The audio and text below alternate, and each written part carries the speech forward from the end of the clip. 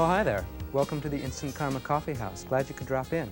You're just in time. We have art by Dave Wilson up, and we have the band Just Plain Bill. So sit back, relax, and let it flow.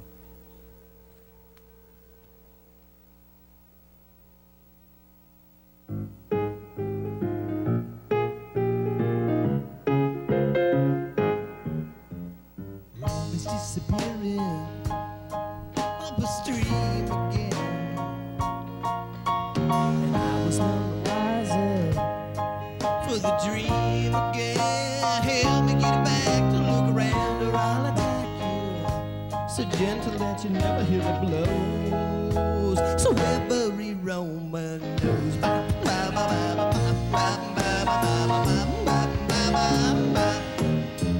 Lazy days are stealing up on me again,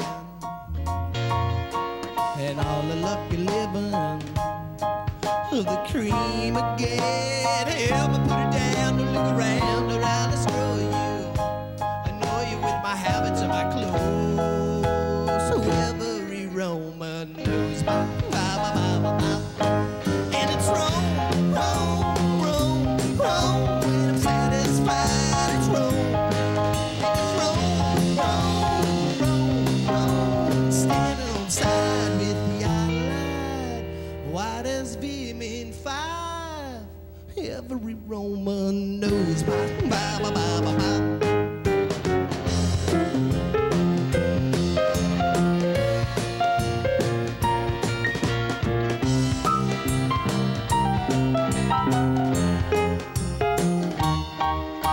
Solitude is calling on the street again.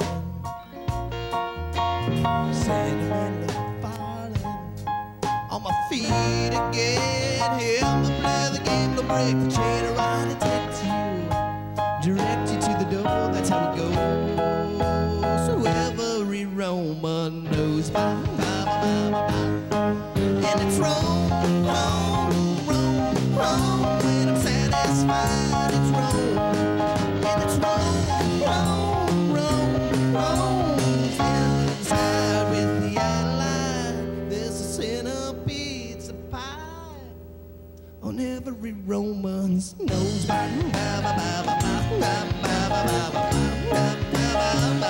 every Roman.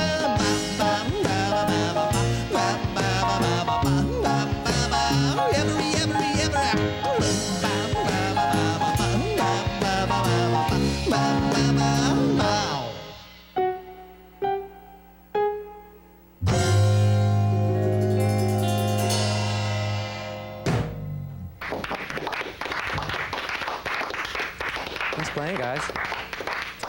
Good sound.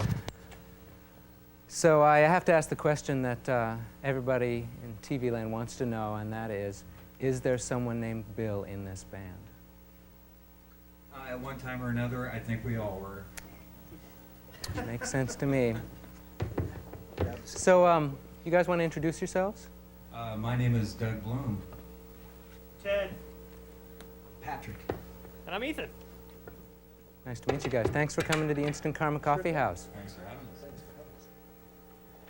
So what was the name of that last song you just played?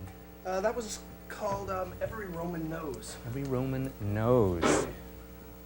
You ready to play another one? Yeah, I think we are. This one's called The Hedonistic Rituals of the Unemployed. Right on. So.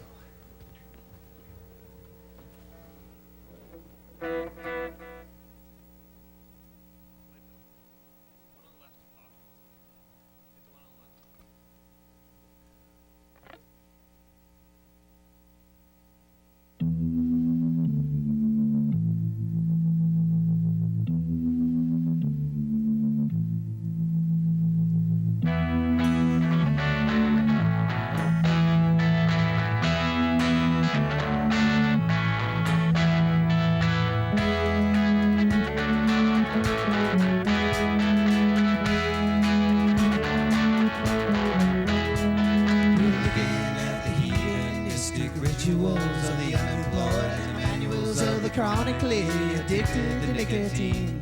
We're bruising through the masticate and challenge brochures with acute intensity over innate obesity.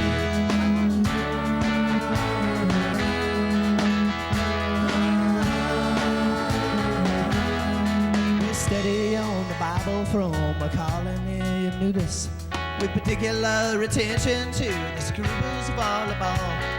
Privacy and sunburned passages are explored with magnified scrutiny of the newfangled water skis. We're documenting rituals of the hedonistic unemployed and evaluating those accused of sloth and gluttony. We've synthesized arrangements for constructive anorexics, observing work release for those convicted of pocket fears. We've uncovered evidence in the writings of a priest about combustibility between the main and greenback fleas.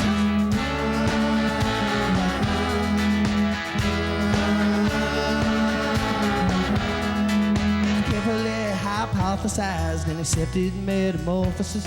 The change fearing atheists who appreciate consistency. We busy counting diagrams from exotic declarations. We emphasize secrecy and its bank accounts receipt. We alternate and concocted revelations of the insecure with cornucopiatic explanations of the text. We mildly ignore the self-elected scientists who gathered in the face of rights to beyond electric fence with shocking accusations from a TV evangelist whose trial had been missed by CNN and CBS.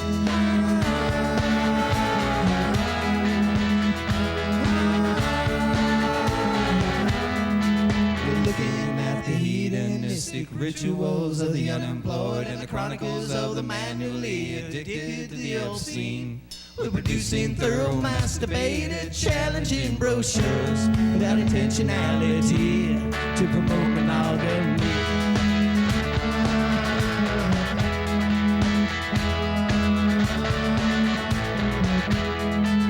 Read the hedonistic rituals of the unemployed.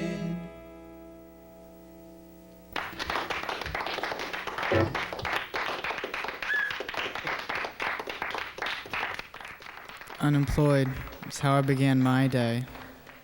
What a day. All starting with that job interview.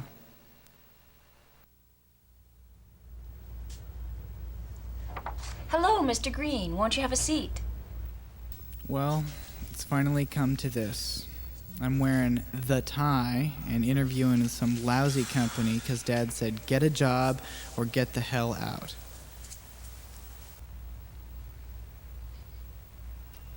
I should be shooting hoops and smoking a blunt. I've been looking over your resume. Tell me why you think you would be an asset to this company. Well, I'm bright, hardworking, and a quick learner. All admirable qualities.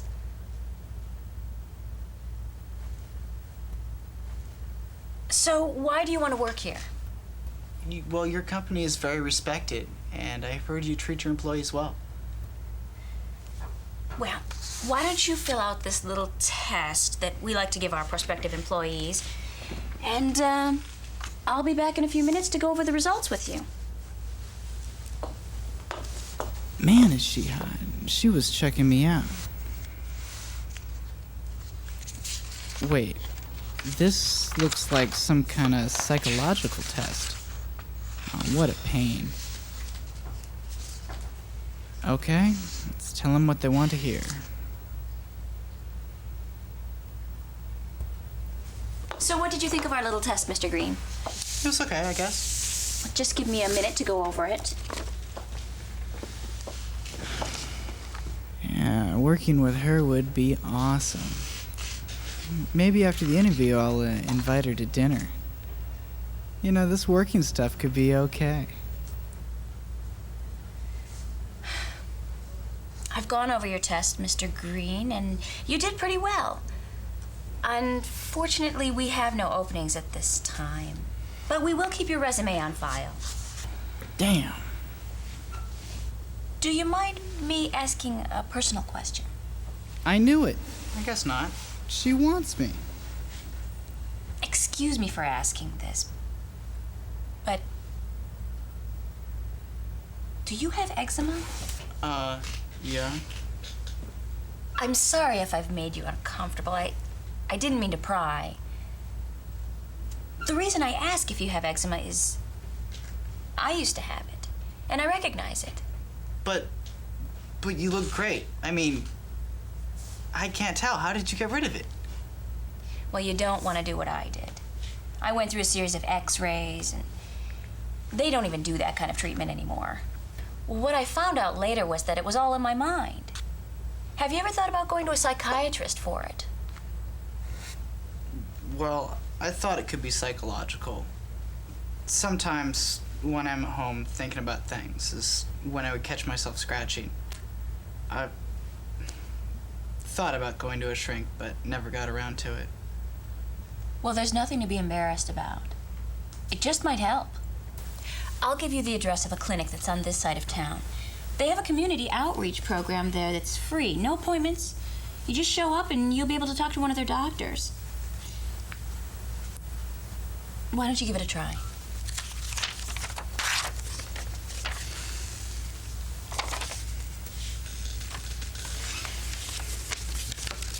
Well, good luck to you. Thanks.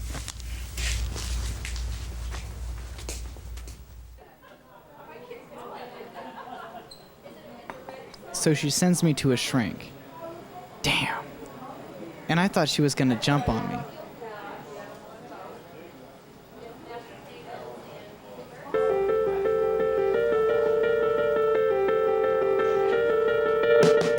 Julia stands on a balcony.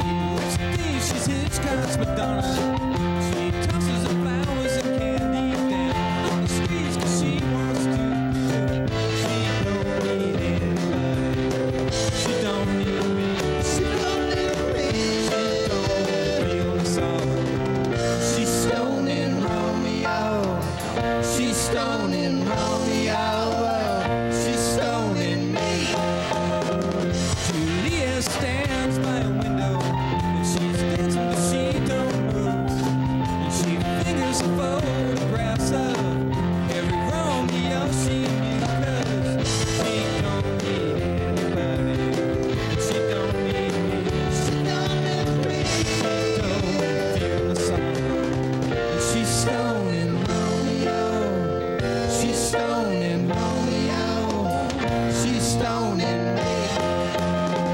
Touching the poison to your lips could almost be just like a kiss, in spite of the fact that it's a tragedy, tragedy, tragedy. She don't need anybody, and she don't need me. She don't feel sorrow. She's stoning Romeo.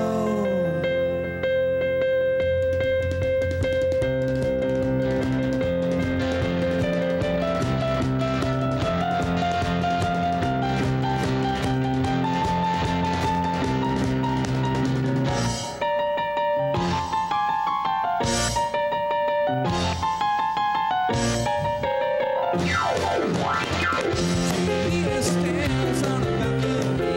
She thinks she's Madonna's Hitchcock. She pretends she doesn't see me. Just down the street a block 'cause she don't need anybody. She don't need me. She don't need me. She don't need Felicio. She's stoning Romeo. She's stoning Romeo. She's stoning me. She's stoning me. Stoning me. Stoning me. Stoning me. Stoning me. Stoning me. Stoning me. Stoning me.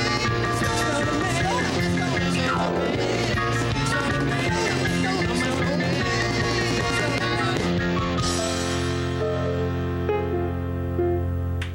Hey, thanks very much. We gotta go pee. We're gonna take a break. All right, guys, that's great.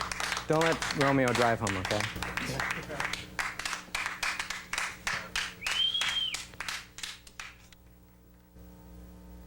We're very happy to have artist Dave Wilson with us today. Dave, thanks for coming in. Thank you. It's good to be here. I love this piece. This triptych speaks to me on religious levels and personal levels. Do you want to tell me about this? And Sure, I would love to. what inspired you to paint this painting? This piece is my altar piece. It was about 4 months in the making. And as you can see, the primary elements are you have the male figure on the left and the female on the right, and they each kind of own their own panel, and in that panel exist in their own world. And the male figure on the left there has a very intellectual trip going on. He's very introverted. He's pulling inside, you know, and he's kind of stirring around in there, and that's where his passion lays. And on the right, you have the female figure, and her passion is force, and she's pushing out. She's more grounded in a physical world. And the two of them kind of frame together this world that they're in, where the couch is, and it is part of their home, you know, and you wonder why they're not there, you know, but up top you see that maybe perhaps that is the dream. That's the dream that holds them together, and the light swings back and forth, first illuminating one and then illuminating the other. But when it stands in the center and it's balanced, it's the brightest. And you can see perhaps that's the dream that's holding them together. I can see that. The separation is really clear between them, their body language, their expressions, the empty couch. I can feel the dissoluteness that's going on and the separation that's occurring, but also in the middle there. That circular image and the angel and the devil is, to me, the karmic lesson and the karmic wheel. Yes, yes. I like how much you paint with circular-shaped canvases. Let's take a look at these second two over here. Yes, I have a series in progress of timepieces. I'm working on 12 circular paintings. These here are the first two. I have 6 completed. If you look, here we have the second one, which is, has cycles of the moon moving through, and in the center is a portrait of a friend of mine. He's a very strong man, and he has a birthmark covering half of his face and down into his chest. And he was telling me how there's a South American culture where the birthmark is thought to be the shadow of the moon cast upon a person, and that is a blessing and kind of a mark of the gods. Wow. And I was very fixated upon that and thinking about motions through time, and as circular images of time. And then on the left over here we have the first timepiece, which is the birth, and it moves through kind of traditional and classical circular historic references of time. We have the astrological wheel along the outside, forming the elemental triangles on the inside, making the 12-pointed star and holding the baby, for the baby is born from the chaos into the order. And it is the beginning. It's the first timepiece. It's neat. Starting the cycle. I can't wait to see the baby be born and find out what their astrological chart will be. Also, I wanted on the moon piece to point out to people that there are physical bolts used in there. Yeah, I like to do that often. I actually affix bolts or plexiglass or physical elements onto it that kind of move the painting out of the two-dimensional and into the three-dimensional, and give it more of a, it takes the fantasy out and brings it into reality. So when you see the bolts, it's a fixation. It's bringing it down to earth and centering it and really locking the image into place. It's very visceral for me. This last piece, the hues remind me of Georges Braque, and the number at the bottom also speaks of sort of an early Cubist styling to it, but obviously it's your own thing, and it's also a very modern piece with the image of the person there who is headless. That was a piece that was done as a self-portrait. That's what it came out of. It was kind of a search for identity as I was searching through different styles and trying to meld kind of my roots in realism with an abstraction that sometimes makes more sense. The number at the bottom is my birth date, and it kind of is a way for me to find myself in here, and all the forms within that painting, all the lines and all the edges were found from the environment around me. The diagonal was a shadow cast behind me as I sat on my stool and looked into the mirror. Wow, that's great. And the piece is finished. Yes. There's a shadow quality to the missing legs and the missing head that it looks intentionally done, but it's intense. Self-portraits are always very intense when you don't finish painting yourself. And it's kind of moving through a dream state, seeing yourself inside a painting, but not fully there. This last piece, you were telling me earlier, this is the first piece you painted when you arrived in Seattle? Yeah, that was, I moved to Seattle 3 years ago, and I got myself a tiny little apartment with a little studio room. So you paint in oils, don't you? Always in oils. You have better ventilation than your first apartment? That's very true. That's great. Absolutely. Thanks so much for coming in, Dave. Thank you. Your work is great. Thank you very much. All right, the band's coming back in. We've got more music for you. Let's go.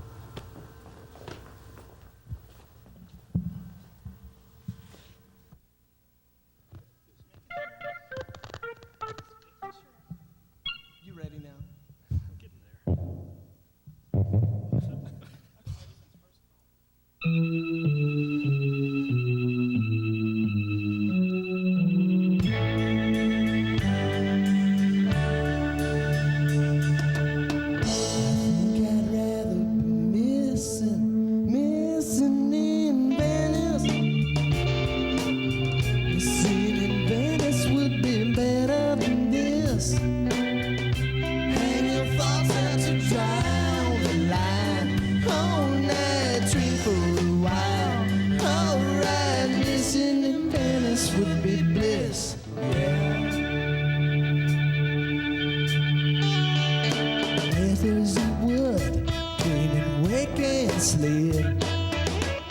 you're very small and thought you're large.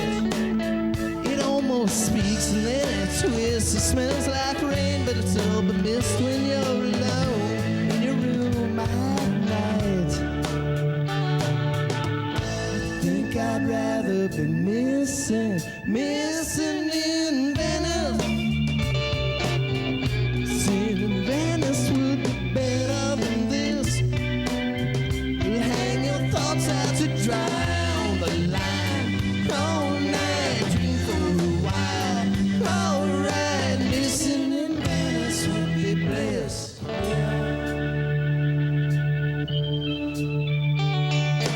Rivers that roll by like medicine, while the enormous and the whale seem small. And those my dreams weren't worth living in fear is quite a curse when you're alone in your room at night. I think I'd rather be missing in Venice. Missing in Venice would be better than this. Hang your thoughts out to dry on the line all night, drink for a while. Alright, missing in Venice would be bliss.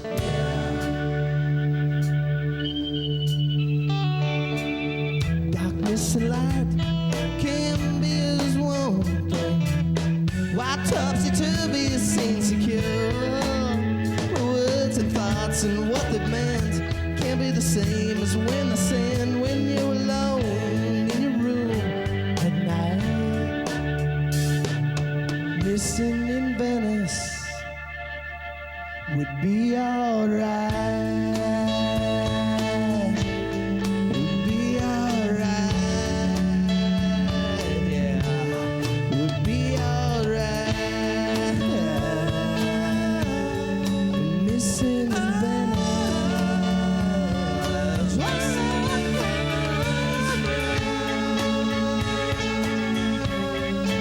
Missing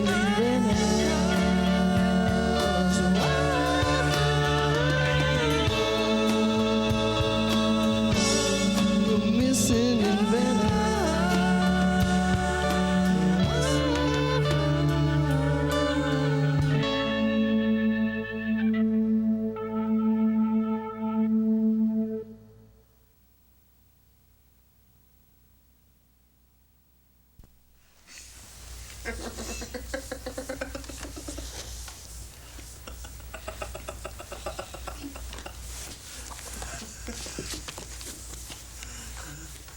Maybe I shouldn't have come here.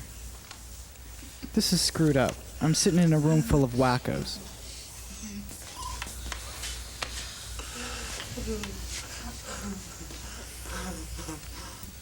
So these are my peers? I wonder if they feel the same way about me.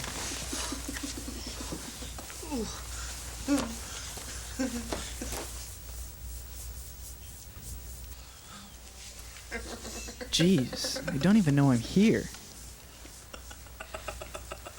I wonder what the shrink's gonna do to me. Hypnosis, maybe? I saw that shit on TV, making people think that they're chickens.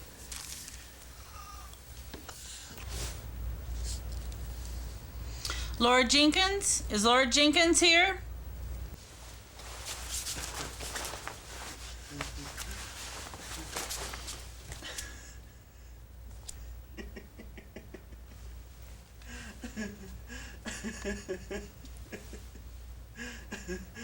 Is this what I have to look forward to?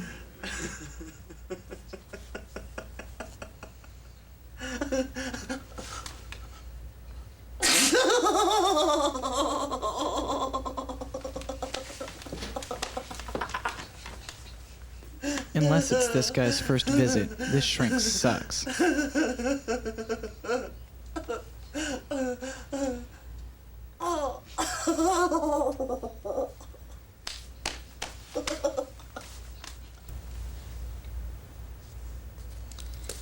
Larry Ferguson. Is Larry Ferguson here?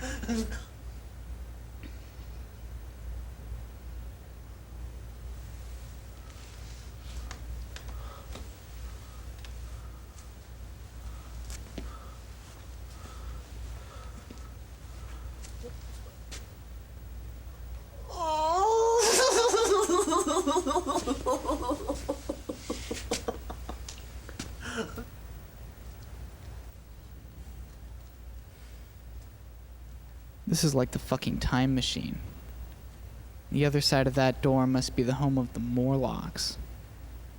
Morlocks, grotesque, post-nuclear, half-man, half-animals who eat the Eloi and leave their bones strewn about afterwards.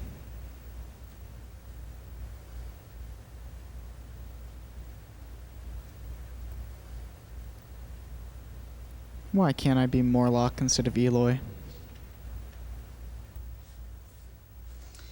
Brad Green? Is Brad Green here?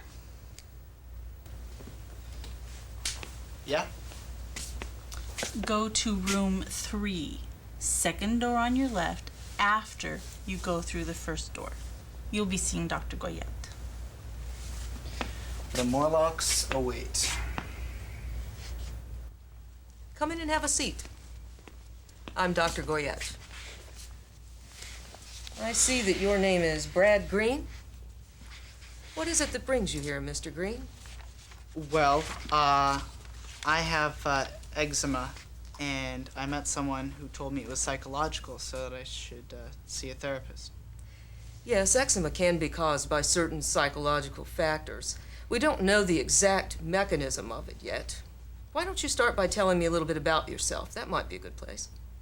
Well, I'm 19 years old. I go to North Seattle Community College, and I live in Mount Lake Terrace.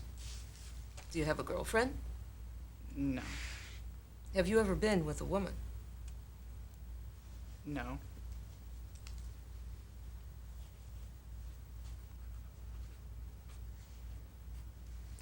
What about your parents? Are you close to them? Sure, they're my parents. Do you love them? Yeah, I love them. They're my parents. Tell me about your mother. How does she treat you? She's pretty cool. She lets me do whatever I want, basically, except for smoking pot. She gets pissed off when she smells the smoke in my room.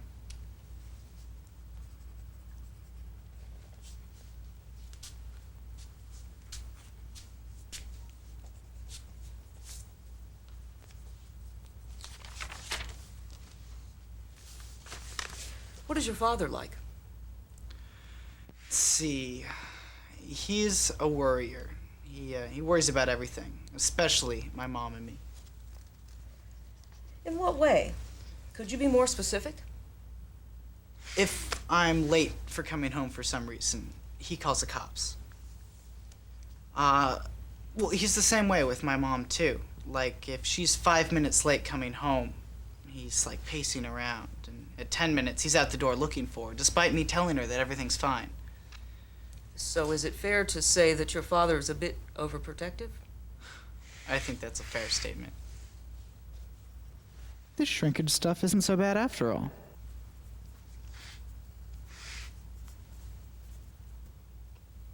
Have you ever considered that you might be a homosexual, Brad? Are you okay? Why'd you ask me if I was homosexual? Well, Brad, it's not uncommon in a house where a father is very overprotective of a son that son could become a homosexual. This could be an explanation as to why you have eczema. You are scratching because you feel guilty that you're a homosexual. You're trying to scratch it out of you. This could also be an explanation as to why you've never been with a woman. Deep down, you are not attracted to women, but this is too painful for you to deal with. So instead of dealing with it, you scratch. You know, of course, that there are a lot of homosexual people in the world, don't you? I guess so. We're running out of time in this session. Why don't you consider everything we've talked about, and we'll have further discussions about it next time, okay? Sure, okay, yeah.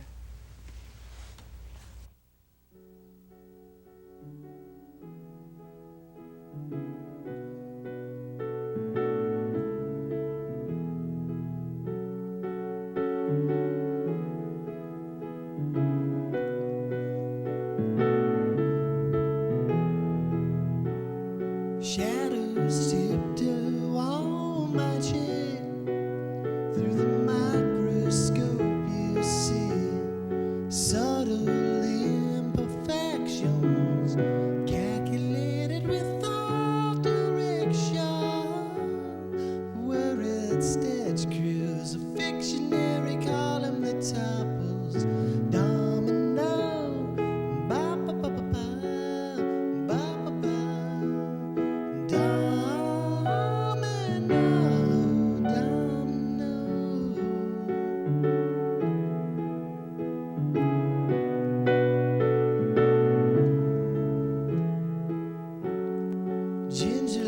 constructed syllables, precarious and miserable, statuesque intentions, angelic guardians or apparitions, sincerity assassinate straight lines that topple. Domino, ba ba ba ba ba, ba ba ba. Domino, domino, domino, domino.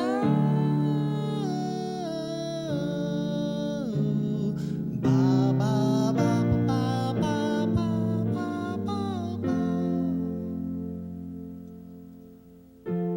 There's an old dirt road where the two would often meet, stand beneath the trees, hand in hand,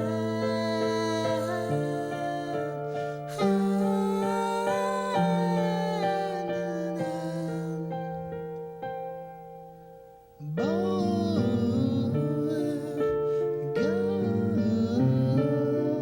he fumbles for a button on his shirt and brushes out the wrinkle on his skirt.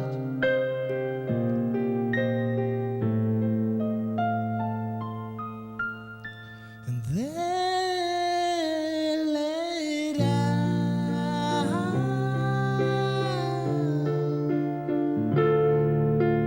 Ba ba ba ba ba ba ba ba ba. Domino.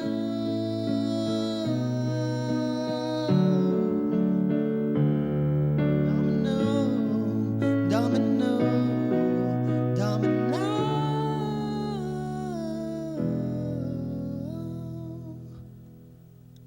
Domino.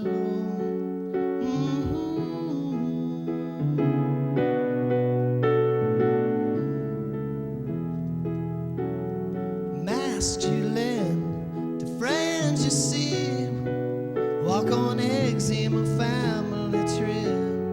Phobias, diagnoses, neurotic worries hidden beneath walls of your home's actual tendencies. Double domino, ba ba ba ba ba ba. Domino, domino, domino, domino.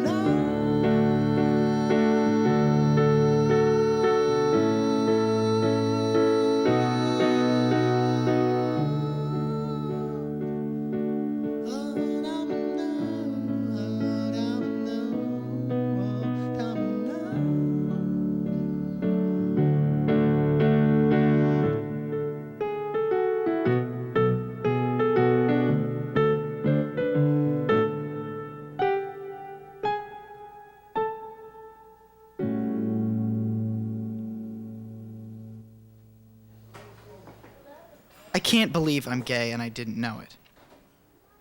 How come she knew after 1/2 hour with me, but I've spent my entire life with me and have remained clueless? This must be one of those cases of not being in touch with true feelings. Shit, no wonder I never get laid. I've been aiming for the wrong sex. I wonder if all of them can tell that I'm gay. Have people always known and not told me? How do you be gay? I don't know the rules. But then again, how could I be any more unsuccessful as gay?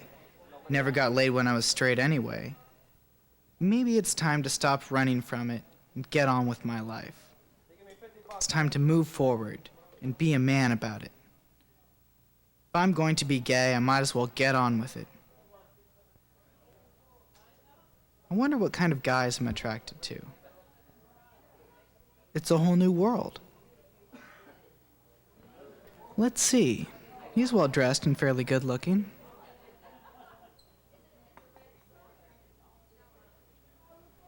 Nope. No reaction in my pants. Maybe I'm just not into Asian guys. Does that make me a racist gay?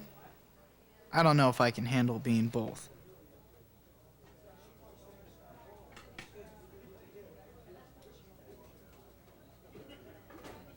Maybe he's more my type. He's not getting me excited either. Maybe this is gonna take longer than I thought it would. It's been quite a few years of thinking I was heterosexual without any success. I guess it's unrealistic to expect homosexual success after 5 minutes. Can I get anything else for you? No thanks, I'm cool.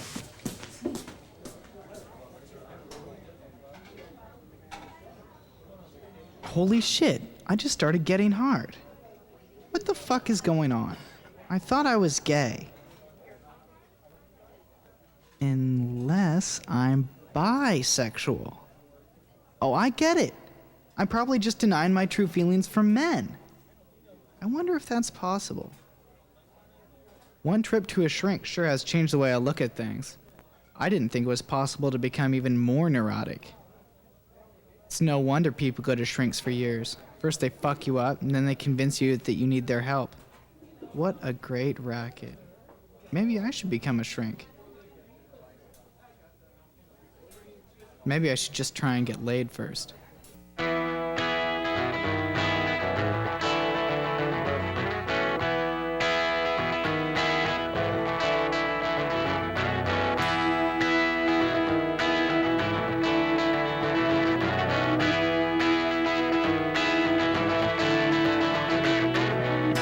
We're on our way.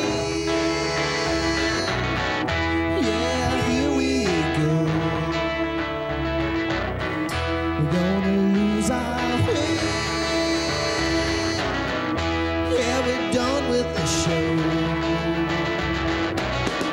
Take us down, take us down, take us down, let us drown in you, let us drown. Let us drown, yeah, yeah, in the hedonistic ritual. Hedonistic ritual. In the hedonistic ritual. Doing anything at all. Doing anything that comes to mind.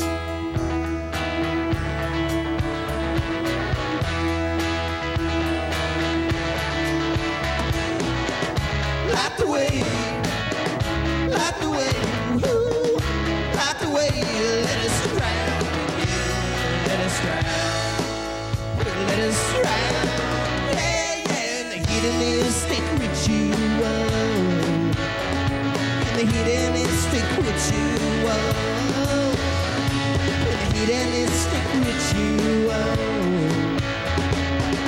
doing anything at all, doing anything that comes to mind. Yeah, anything at all. Yeah,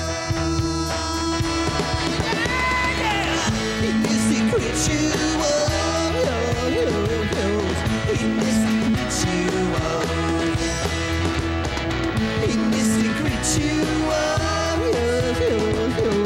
in this ritual.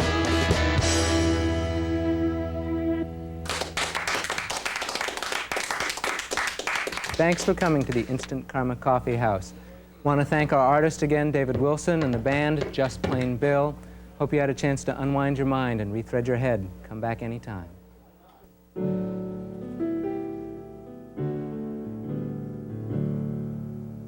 Poor Bradley, looking so morose.